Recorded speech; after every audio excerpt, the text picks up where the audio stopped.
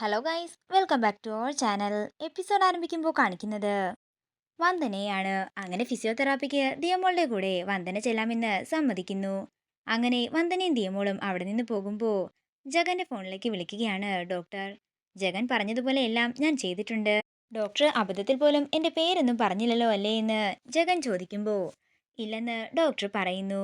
ഞാനൊരു ചാരിറ്റബിൾ സൊസൈറ്റിയാണ് ദിയമോളുടെ ചികിത്സ ഏറ്റെടുത്തത് എന്നാ പറഞ്ഞത്. ചിലവുകളുടെ എല്ലാം തന്നെ ബില്ലും ഡീറ്റെയിൽസും ജഗൻ അയച്ചു തരാൻ ഞാൻ സിസ്റ്ററിനോട് പറഞ്ഞിട്ടുണ്ട്.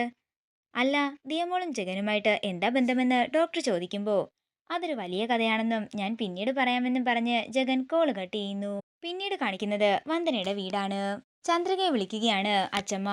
അതേസമയം അമ്മ വന്നിട്ടില്ല. മുത്തശ്ശിക്ക് ചായയാണോ വേണ്ടത് എന്ന് ചോദിച്ചുകൊണ്ട് സുചിത്ര അങ്ങോട്ടേക്ക് ചെല്ലുന്നു.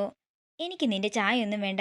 നീയായിട്ട് ചായ എടുത്തിട്ട് വേണം ഇനി നിന്റെ ഭർത്താവ് വന്നിട്ട് അതിനും കണക്ക് പറയാൻ. ഇത് കേൾക്കുന്ന സുചിത്ര വിഷമത്തോടെ നിൽക്കുമ്പോൾ അച്ചമ്മ അകത്തേക്ക് പോവുകയാണ്. അതേസമയം വിനു സാധനങ്ങൾ വാങ്ങിക്കൊണ്ട് വരുമ്പോൾ തന്റെ സങ്കടങ്ങളെല്ലാം വിനുവിനോട് പറഞ്ഞ് പൊട്ടിക്കരയുകയാണ് സുചിത്ര. അതേസമയം അച്ചമ്മ ചായയുമായിട്ട് വരികയാണ്. സുചിത്ര വഴക്കു പറഞ്ഞത് എന്തിനാണെന്ന് വിനു അച്ചമ്മയോട് ചോദിക്കുമ്പോൾ എനിക്ക് ഇവളോട് വെറുപ്പും ദേഷ്യവും ഒന്നും തന്നെയില്ല. ഇതൊക്കെ എന്റെ വെറും തമാശ മാത്രമല്ലേ. എപ്പോഴും മോളല്ലേ അച്ചമ്മയ്ക്ക് ചായ ഇട്ട് തരുന്നത്. അതുകൊണ്ട് ഇന്ന് അച്ചമ്മ മോൾക്ക് ചായ ഇട്ടുകൊണ്ട് വന്നയാന്ന് പറഞ്ഞ് ചായ കൊടുക്കുകയാണ് അച്ചമ്മ. ചായ എങ്ങനെയുണ്ടെന്ന് അച്ചമ്മ ചോദിക്കുമ്പോൾ സുചിത്ര നല്ലതാണെന്ന് പറയുന്നു. ഇത് കേൾക്കുന്ന വിനു പറയുകയാണ് ഒന്നിനും കൊള്ളില്ല, ചീത്ത ചായ.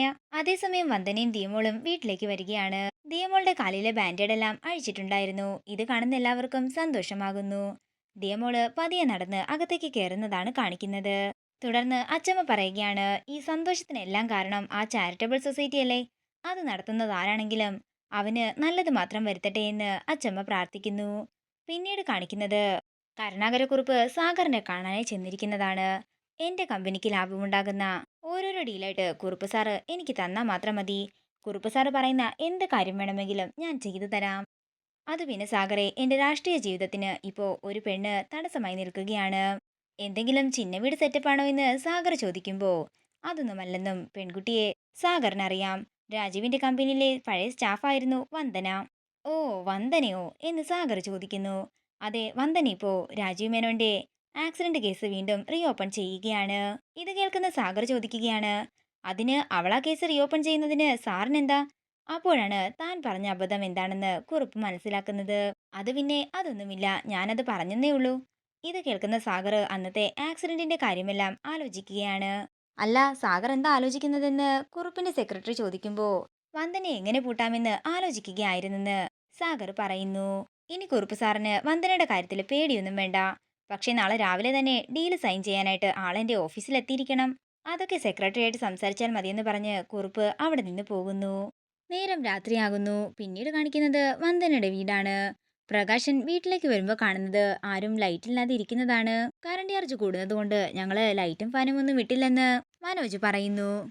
ഇതൊക്കെ ആദ്യമേ ചെയ്തിരുന്നെങ്കിൽ എത്ര നല്ലതായിരുന്നേനെ എന്ന് പ്രകാശൻ ചോദിക്കുമ്പോ ചന്ദ്രിക പറയുകയാണ് അതേ മോനെ പ്രകാശ, നീയും നിന്റെ ചേച്ചിയും എന്റെ വയറ്റിലായിരുന്നപ്പോഴേ നിറച്ചും പ്രോട്ടീനുള്ള ഫുഡൊക്കെയാ നിന്റെ അച്ഛൻ എനിക്ക് മേടിച്ചു തന്നുകൊണ്ടിരുന്നത്.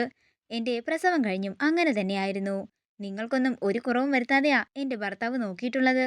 ഇത് കേൾക്കുന്ന പ്രകാശൻ പറയുകയാണ് അതിന് അന്നൊക്കെ ആഹാരം കഴിച്ചത് അമ്മ തന്നെയല്ലേ. പിന്നെ അതിന്റെ ചിലവൊന്നും അമ്മ കൂടുതലായിട്ട് ഇങ്ങോട്ടേക്ക് പറയാൻ നിൽക്കണ്ട.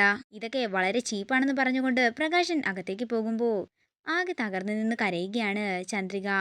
അമ്മ വിഷമിക്കാതെ, എല്ലാം ശരിയാകുമെന്ന് മനോജ് പറയുമ്പോൾ എപ്പോൾ ശരിയാകുമെന്ന് ദേഷ്യത്തോടെ ചന്ദ്രിക ചോദിക്കുന്നു. അതെന്നെ ആരോ വിളിക്കുന്നുണ്ടെന്ന് തോന്നുന്നെന്ന് പറഞ്ഞ് മനോജ് അവിടെ നിന്ന് പോകുന്നു. പിന്നീട് കാണിക്കുന്നത് മുറിയിലേക്ക് ചെല്ലുന്ന പ്രകാശനെയാണ്. എല്ലാവരോടും ഒത്തൊരുമയോടെ പോയിക്കൂടെ എന്ന് സുചിത്ര ചോദിക്കുമ്പോൾ അതൊന്നും പറ്റില്ലെന്നും നീ പോയി കഴിക്കാൻ ആഹാരം എടുത്തു വെക്കാനും ദേഷ്യത്തോടെ പറയുകയാണ് പ്രകാശൻ. ഇതോടുകൂടി ഇന്നത്തെ എപ്പിസോഡ് ഇവിടെ തീരുകയാണ്. വീഡിയോ ഇഷ്ടമായെങ്കിൽ മറക്കാതെ ലൈക്ക് ചെയ്യുക, ഷെയർ ചെയ്യുക, കമന്റ് ചെയ്യുക. കൂടുതൽ സീരിയൽ അപ്ഡേറ്റ്സിനായി മറക്കാതെ സബ്സ്ക്രൈബ് ചെയ്യുക.